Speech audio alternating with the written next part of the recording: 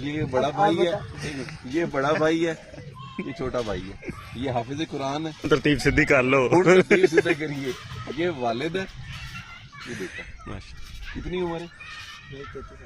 33 साल का वालिद है और 17 साल का बेटा। आप लोग कहते हैं कि जी देर से शादी करनी चाहिए। अब वो बेटा जवान साथ खड़ा है, बाप को मुश्किल होगी, जवानी में ही उसका कंधा उसके साथ खड़ा है। 31 বছরের লন্ডা আর একটা আইয়া ওর তাই তোর দুলনাথ পার কইয়া দুলিয়া টাইম পাস করিয়া, কারণ 20-22 বছরও তো আমি বালিক আসলাম না। তো আমি তো বালিক হয়েছি 30 বছর বাদে, 30 বছর বাদে বালিক হয়েছি।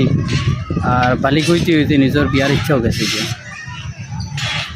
তো তাহলে আর হাতে আইয়া ঘুরিয়ে এমনি ফালতু ঘোরা ঘুরিয়া, ফালতু করে ঘুরুন যেন ফালতু ঘোরা ঘুরিয়া।